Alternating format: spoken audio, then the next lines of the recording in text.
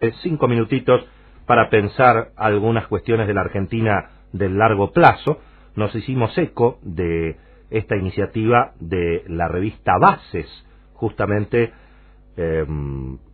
una publicación que está orientada a plantear discusiones de toda la vida de la Argentina, no son discusiones nuevas.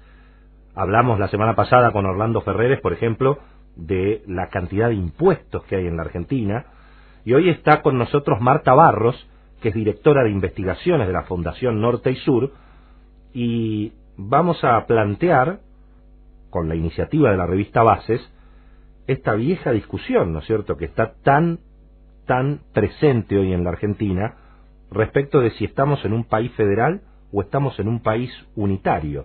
Vamos a presentar el espacio del largo plazo aquí en Somos Nosotros de esta manera. La revista Bases presenta el siguiente espacio y auspicia el diálogo y el debate para el largo plazo en la Argentina. Marta Barros está con nosotros, es directora de investigaciones de la Fundación Norte y Sur, es además integrante del comité editorial de la revista Bases para el largo plazo. Marta, bienvenida, un gusto que estés con nosotros. ¿Qué tal? Gracias, Willy, ¿qué tal? Buenas tardes. Bueno, aquí estamos, ¿no es cierto? Uno tiene la sensación de que se vive en un país más unitario que federal, cosa que también en otros momentos de la historia argentina, donde tanto se promovió el federalismo, terminamos viendo que todo se decidía en Buenos Aires, ¿no es cierto? Bueno, sí, es así. Argentina es federal desde la Constitución, desde la declamación de la Constitución, el artículo 1, pero en los hechos es unitaria, y analizándolo desde el punto de vista fiscal, que es lo que nosotros en la Fundación más nos orientamos hacia eso, es claramente federal en el gasto, pero es absolutamente unitaria en la recaudación. Claro. Lo cual hace que las administraciones provinciales tengan serias dificultades.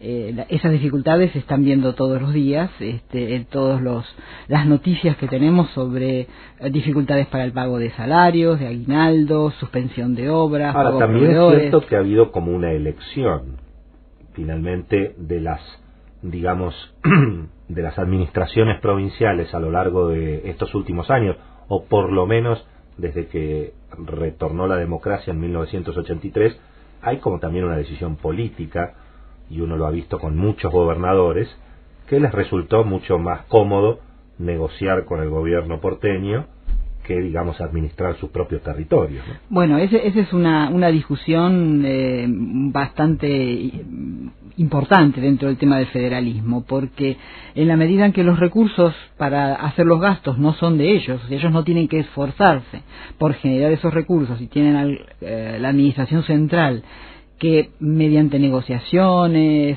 conversaciones, acuerdos, provee esos recursos, entonces gastar es mucho más fácil. Desde el punto de vista político no nos vamos a meter, porque si no es para charlarlo un rato largo, pero no hay ninguna duda que la reforma de la Constitución de 1994, que quitó el colegio electoral, le quitó a las provincias y a los gobernadores, bueno, una llave maestra, porque la realidad es que hoy en la Argentina, después de la reforma de la Constitución, con el voto directo y por distrito único, el que gana en la matanza es presidente de la Argentina. Es decir, vale mucho más el voto de la matanza que el voto de Tucumán, Salta, Santiago del Estero, La Rioja o Tierra del Fuego, ¿no es cierto? Sí.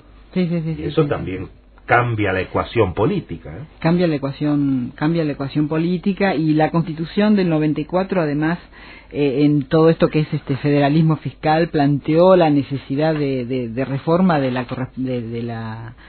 la coparticipación, pero lo hizo en unos términos, por un lado muy vagos y por otro lado muy complejos, lo cual hace que tantos años después del 94 hasta hoy, 18 años después, todavía estemos en veremos con ¿Cuáles son las propuestas básicas, pensando una Argentina de largo plazo más federal, digamos? Bueno, nosotros pensamos que Hay instrumentos ya aprobados, o sea, ya existen leyes como la Ley de Responsabilidad Fiscal que debería en los hechos cumplirse, pero siempre se encuentra alguna puertita lateral como para acomodar los indicadores y si en realidad no se cumple, que parezca que se cumple.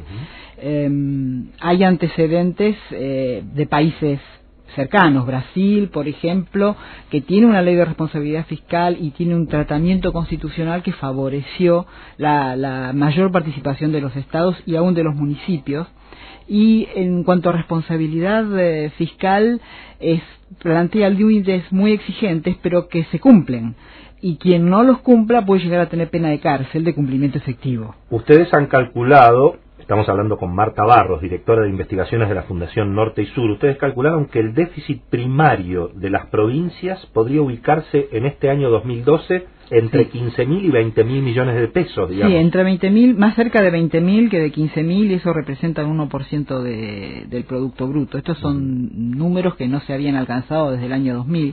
Puntualmente, en el año 2009, por la crisis y demás, esto sucedió. Pero, bueno, o sea, estos déficits realmente son los que están llevando a incrementos de tasas, detención de obras y ese tipo de noticias que estamos viendo últimamente, ¿no? Todos presumimos que una coparticipación al revés resolvería la cuestión. Es muy interesante el tema de la coparticipación al revés. O sea, es una experiencia del País Vasco, no está extendido en toda España, pero el concepto es que la provincia le paga, o la autonomía o la región le paga al gobierno central por los servicios que le presta. O sea, el gobierno central de Madrid se encarga de las relaciones internacionales, de las Fuerzas Armadas, de la justicia federal. Entonces los Países Vascos recaudan todos los impuestos, los propios y los nacionales, y le transfieren a Madrid el porcentaje de su participación en el Producto Bruto como cuota para cubrir esos gastos. ¿Cuál es la idea que ustedes proponen de correspondencia fiscal? La idea es tender hacia una correspondencia fiscal de una manera más integral. No enfocarnos pura y exclusivamente en la parte fiscal, sino trabajar a través de desarrollo regional mediante planes de inversión sectoriales. O sea, es necesario cumplir ciertas reglas y normas para incentivar la inversión. Se puede generar un fondo para complementar la inversión privada. Esto generaría mayor demanda de empleo en las provincias, mayor actividad económica, mayores recursos, y la mayor demanda de empleo por parte del sector privado generaría menor demanda de empleo en el sector público. Ahora, la última, Marta, he escuchado toda mi vida que este problema se enfrenta con la inviabilidad económica de algunas provincias pobres.